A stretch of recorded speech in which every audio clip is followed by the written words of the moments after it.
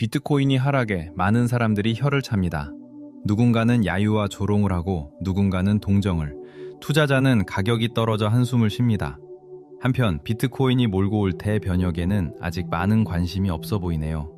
안녕하세요, 톰입니다. 현재 비트코인 가격은 약 7만 달러에서 머물고 있습니다. 전고점인 12만 6,200달러 대비 약 44% 하락한 상태입니다. 이 변동성은 노이즈처럼 보일 수 있지만 비트코인은 디지털 에너지로서의 본질을 잃지 않고 있습니다. 영목화폐 혹은 피앗의 인플레이션을 고려할 때 이 가격은 서민들에게 주어진 절호의 기회입니다. 왜냐하면 비트코인은 희소성과 네트워크 효과로 무장한 최고의 가치 저장 수단이기 때문입니다. 이번 영상에서는 비트코인을 제대로 알기 위해 알아보는 화폐의 역사에 대해 말씀드리겠습니다.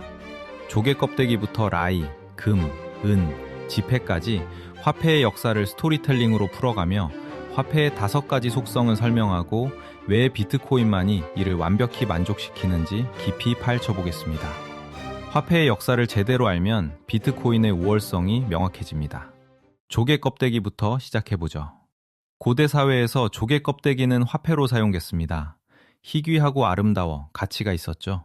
북미 원주민들은 완팜 조개 껍데기를 화폐로 썼고 아프리카와 아시아에서도 비슷했습니다. 하지만 왜 사라졌을까요? 기술 발전으로 조개 껍데기를 쉽게 채취할 수 있게 됐기 때문입니다. 배가 커지고 산업화되면서 공급이 폭증해 가치가 무너졌습니다. 스톡 투 플로우 비율이 낮아지자 더 이상 사운드 머니가 될 수 없었죠. 이게 바로 이지 머니 트랩입니다. 화폐로 쓰이면 공급이 증가하고 공급이 쉽게 증가하면 가치가 사라집니다. 라이돌은 더 극적입니다. 팔라우에서 거대한 석회암 돌을 썰어 배로 운반해 섬에 놓았죠. 무게가 4톤에 달하는 돌도 있었는데 거래할 때 돌 자체는 움직이지 않고 소유권만 선언했습니다. 섬 전체가 돌의 위치와 소유자를 알았으니 도둑질이 불가능했습니다. 희귀성과 운송 어려움으로 스톡 투 플로우가 높아 수세기 화폐로 기능했죠. 하지만 1871년 아일랜드 선장 데이비드 오프프가 폭발물과 현대 도구로 쉽게 돌을 생산해 섬으로 가져왔습니다. 부족장은 쉽게 만든 돌은 가치 없다고 긍지했지만 일부 주민들이 이를 받아들여 혼란이 일었고 결국 라이돌은 신뢰가 무너지며 화폐 역할을 잃었습니다. 아프리카의 에그리 비즈도 비슷합니다. 희귀한 유리 비즈로 수세기 화폐였지만 유럽인들이 대량 수입하면서 공급 폭증, 노예 무역의 도구가 됐고 서아프리카 경제를 파괴했습니다. 소금과 가축도 한때 고대 로마에서 화폐로 쓰였습니다. 소금은 셀러리의 어원이고 가축은 페큐니어리의 어원인 이유가 바로 화폐로 쓰였기 때문입니다. 하지만 분할과 이동이 어려워 금속으로 대체됐습니다. 금속 화폐로 넘어가죠. 구리, 은, 금이 등장했습니다. 구리는 부식되기 쉽고 풍부해 작은 거래에 사용됐습니다. 은은 비교적 분할이 쉬웠고 금은 부식되지 않고 희귀해 가치 저장에 최적이었습니다. 크로이소스 왕이 금화를 처음 주조한 결과는 성공적이었습니다. 로마 황금기 황제 유리우스 카이사르의 금화 아우리우스는 유럽 전역에서 통용됐죠. 이는 폭발적인 무역 성장을 이끌었습니다.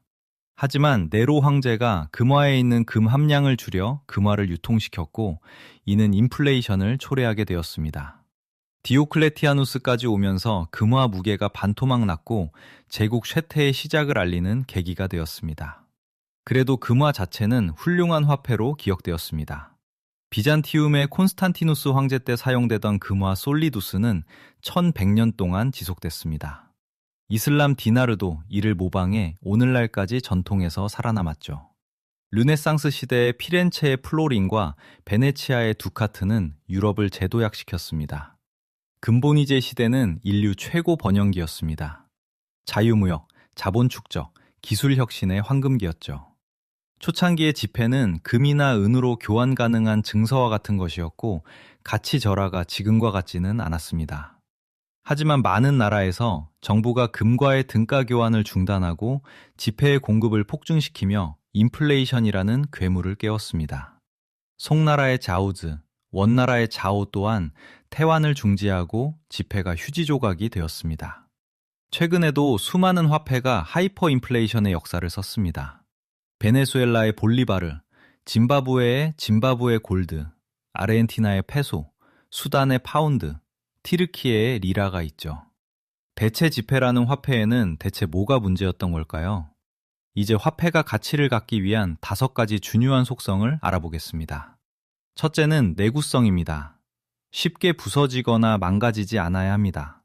썩거나 부식되지 않아야 합니다. 금은 이점에서 비교적 우수한 화폐입니다. 비트코인은 사이버 공간 안에 존재하기 때문에 완전 무결한 내구성을 보유합니다. 둘째, 이동성 혹은 휴대성입니다.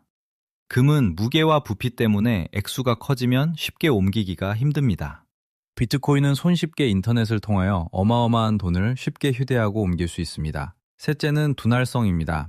이는 작은 단위로 쪼개는 것을 뜻하며 거래할 때 중요한 요소가 됩니다. 지폐는 다양한 액수로 나누어져 있어 분할성이 우수했지만 금은 정확한 무게 단위로 쪼개서 사용하는 것이 쉽지 않습니다. 반면 비트코인은 1억 분의 1인 사토시 단위로 자유롭게 쪼갤 수 있고 완벽하게 배분하여 사용 가능합니다. 넷째는 검증성으로 진위 여부를 쉽게 판별할 수 있어야 합니다. 금은 정밀 진단기로 밀도를 검사해야 하는 반면 비트코인은 노드가 쉽게 위조를 판별합니다. 마지막으로 희소성입니다. 조개, 비즈, 은은 공급이 폭증되어 가치가 붕괴된 역사가 있고 금은 연간 2% 정도의 공급량을 보입니다. 반면 비트코인은 현재 금보다 낮은 공급량을 보이고 있고 매 4년 반감기마다 공급량이 절반으로 하락하며 2140년에 공급이 종료됩니다. 다른 화폐들은 이러한 속성을 부분적으로 만족했지만 오로지 비트코인만이 완벽하게 이 5가지 속성들을 만족하는 걸 알 수 있습니다.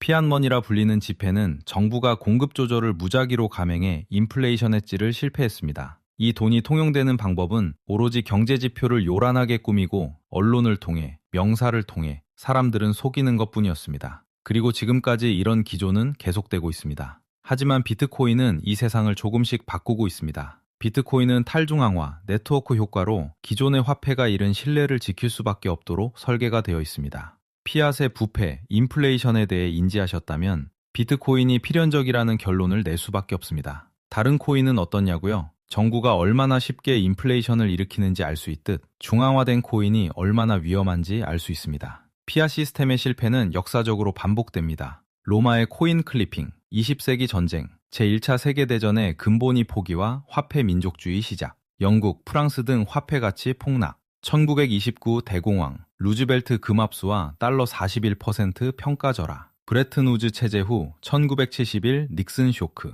역사적으로 수많은 사례가 화폐의 실패를 수없이 증명하고 있습니다. 비트코인은 이런 실패를 피할 수 있도록 근본부터 설계되었습니다. 비트코인 철학은 사운드머니에 있습니다. 사운드머니는 저축 장려, 자본 축적, 생산성 향상 등 건실한 개인을 돕습니다. 19세기 근본이제에 수도, 전기, 자동차, 항공기, 심장수술, 비행기 등 수많은 발명품들이 나올 수 있었습니다. 반면 20세기 피앗 체제에서는 가족 붕괴, 예술 퇴보, 전쟁, 부채 폭증과 같은 악순환이 반복되고 있습니다. 제1차 대전에서 금교환이 중단되며 국민 부채로 전쟁이 발발했고 20세기 사망자 1억 명을 초과하는 아픈 역사 뒤에는 망가진 화폐 시스템이 있었습니다. 끔찍한 사건 뒤에는 항상 망가진 화폐가 있었습니다. 비트코인은 현재 무수한 노이즈로 휩싸여 있지만 사실 비트코인은 대중을 위해 존재한다는 것을 시간이 지나면 모두가 알게 될 것입니다. 영상이 도움이 되셨다면 구독과 좋아요 부탁드립니다. 시청해주셔서 감사합니다.